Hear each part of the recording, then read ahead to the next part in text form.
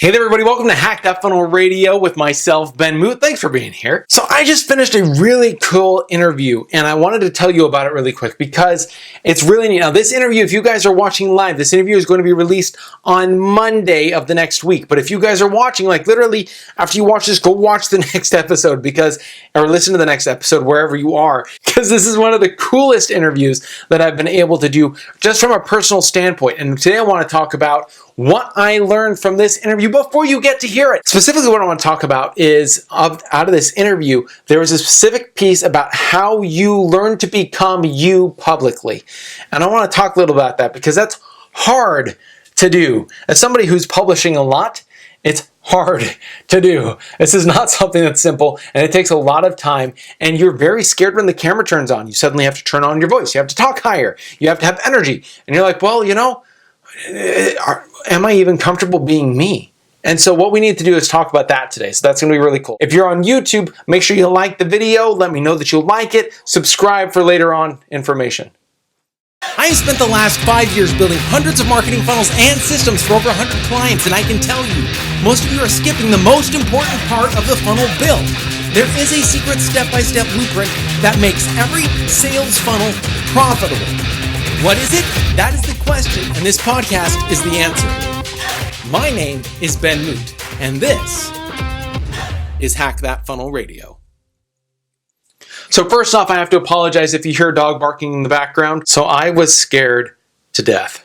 I spent months practicing this thing, trying my very best just to make this work. And the only reaction we'd gotten out of anybody was a stoic face. And I was like, shoot, this is going to flop. This is going to be the worst night of my life. And I felt like I was smaller than an ant and I was about to be smushed. I was breathing heavily. I had makeup on. I had a big old pot belly that my mom had made for me, made out of a pillow. I was all up in costume. And outside of the curtain was an audience that was just waiting for the lights to come up and to get this party started. And I knew it was going to be a total failure. Now, when I was a kid, I really liked to do acting, and so I had done all sorts of different parts in multiple plays. Up to this point, I think I've done about 17 different plays, and so I've had a lot of experience, but this is the first one I ever did for my school, and it was a scary situation. We were performing Sherlock Holmes, and I was Watson, and all the depictions of Watson that I had seen that I'd enjoyed, he was a little bit bigger, and so I got myself a pillow,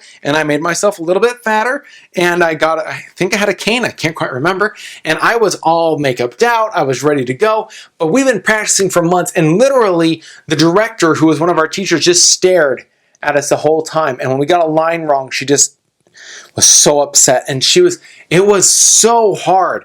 And we were going out there and we knew she didn't like it. Like we knew we hadn't done it right and we was going to fail. Oh, we were wrong. We've been practicing this whole thing like it was a straight up play. It was a drama. It was meant to be dramatic. It was meant to have moments that were really crazy and all that stuff. Come to find out, our teacher sold it as a comedy. And so here we come out, all prim and proper. I was the first one on stage. The lights came up, and I'm in character, and I'm just focused on doing the best I can, no matter what everyone thinks, and no matter how bad this evening is going to be. And I step out on stage, and I move out from behind a couch, and everyone sees my belly, and they all start laughing, because they're all parents and family members and things like that. They all knew who I was. And they all just started laughing, and they couldn't stop. And as it kept going, we kept trying to figure out, why are people laughing? Coming to find out, all the lines that we thought were supposed to be super serious, they were all comedy. That was the whole point of the play. It was a comedy. We were all so lost.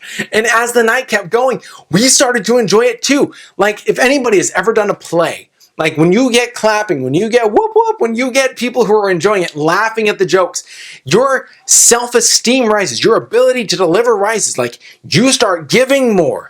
And it becomes a fun play back and forth. And that's what was happening. In fact, there was a guy who caught on to this as we were going. We were all confused for the first half. But once we started going, there was one specific character, and once he figured out that this was a comedy, he started milking it. Every time he walked in, he would always grab an apple off of the mantle, which was, made out of cardboard. And he would take it and he'd toss it over his shoulder and stuff. And everybody started to think it was so funny that every single time he walked in, he went and grabbed food. And it was nothing that we really thought of. And it was something that he thought of because he's like, I'm a person off the street.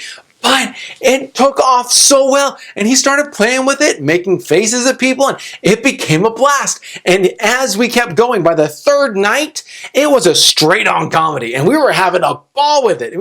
Nobody would have known that we were about to love this. This was going to be one of the best plays we'd ever done. It was so much fun.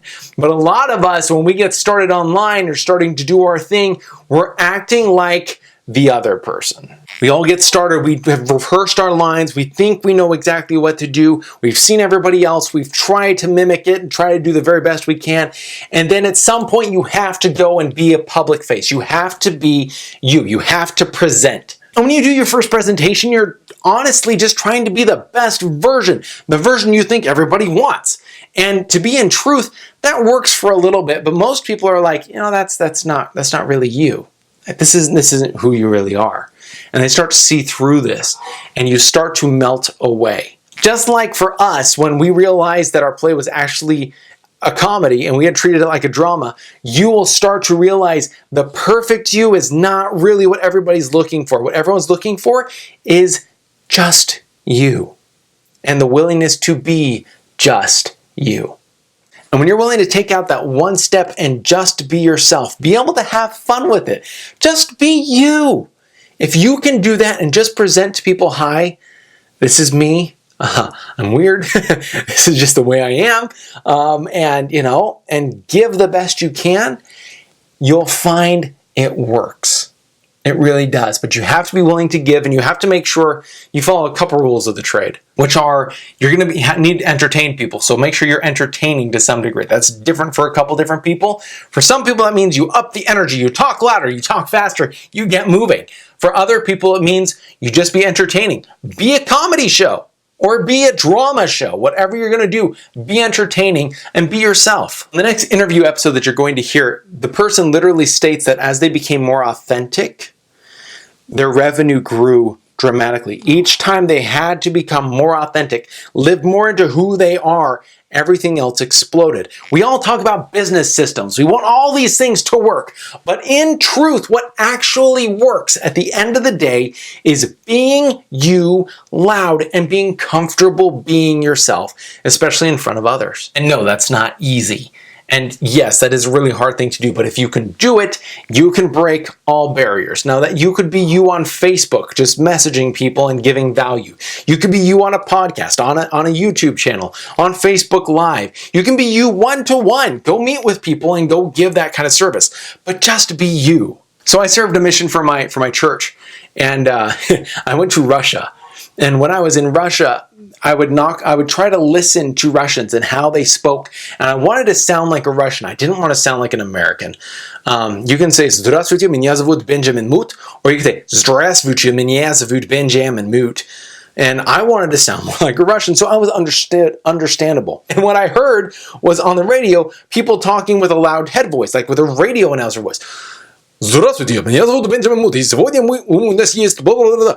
And so I thought that's the way I was supposed to talk. And so we're knocking on doors trying to tell people about the church.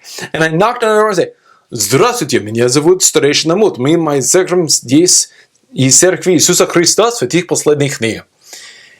And I got the weirdest faces from people. They all just stared at me. Like, who is this person?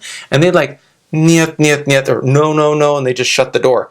And after a while, I was like, I'd look at the guy I was working with, and he was like holding back a laugh. I'm like, "What is wrong? Like, I'm trying. What am I doing wrong?" He's like, "You sound like a radio announcer. People don't talk like that." It's like, oh my gosh, they don't talk like that. That's not the way normal people talk. He's like, "Please just be you. Please just talk normal." And so I dropped the idea of having to learn the accent, and I just spoke. And I learned how just to speak right. And no, it didn't take right away. Like, I went and tried to tell somebody a story in Russian, and my language skills were bad. I'd only known Russian for like 3, maybe 4 months, and I butchered the story. It was an amazing story, but I totally butchered it. And everybody was left confused. So You always have something to grow on, that's fine, but you have to learn to be you. And this is why. 6 months down the road, still not being super well understood by people unless I followed a specific script of how I knew to talk to people. Somebody asked me a question and I stopped for a second and I thought, how would I say this? How would I say this? And I was able to live into me and speak this language that I was not able to understand the way that I would speak it and be able to get it out right. And she would just nod her head. Oh, yes, yes. And I felt like I was on cloud nine. It was the most amazing experience ever. She understood me. And later, like I think it's 6 months after that, so it's been a year total. 6 months after that, I was on a train and this guy says, so where are you from? And I'm like, in Russian, of course. And I'm like, oh, I'm from the United States. And he's like, oh, no, you're not from USA. You are from Ukraine. You have Ukrainian accent. And I'm like, no. That's very nice of you to say it, but I'm from the United States. I don't believe you. I said, if I speak that well, I really appreciate it, but I'm honestly from the United States. He was like, no. You're from Ukraine. You're from Ukraine. And I said, you know what? And I pulled out my passport and I showed him that I was from the United States. And he was like, are you serious? Like, yeah, I'm American. So here's the deal. Yes, you need to at some point learn the language. You need at some point to be able to speak to people so they understand. But your number one goal is to be you for a while. Just be you. And you'll figure things out. Hopefully it doesn't take 6 months and a year like it did with me learning Russian in Russia. But for you, maybe it's something that can happen a lot simpler. Maybe it's something that can happen in 3 nights like the play. Maybe it's something who could happen in a couple of hours when you're talking to people. But what you need to do is just be comfortable being you. To be absolutely frank, the only way that you're going to learn how to be comfortable being you is to well up the courage and just do it. Just do it. Just be you. And if you're willing to be you louder and give massive amounts of value, things work. Just be a more genuine version of you and take constant steps to be a more genuine version of yourself. You will have those moments of breakthrough, not just in your business as this is more my business, but you'll also have those moments of breakthrough where revenue increases. Just make sure you're adding tons of value as you move forward. So if that isn't the best plug I can give you for the next podcast, I don't know what is. If you guys want to make sure that you're on that, make sure you are subscribed on YouTube, that you have downloaded the podcast, that you are involved, that you're following me on Facebook, that you've registered at www.hackthatfunnelradio.com so you get all of the details as we launch this awesome new interview that I won't tell you whose name it is, but that will redefine how you look at yourself and your business. It was extremely eye-opening for me. I can't wait to share it with you. But in the meantime, be you, be loud, and give value. Sweet, awesome sauce. I hope you found something in this episode that made your mind explode. Now, would you like to take it to the next level? What if I give you the keys to the funnel hacking kingdom? What I want to give you is my MasterPack 5-day training for free. All you have to do is go to hackthatfunnelradio.com, put in your email, submit, and you will get my funnel hacking master pack right now, 100% free. It will teach you what to hack, where to hack, how to hack, and when to hack. All you have to do is go to hackthatfunnelradio.com and get it now. hackthatfunnelradio.com.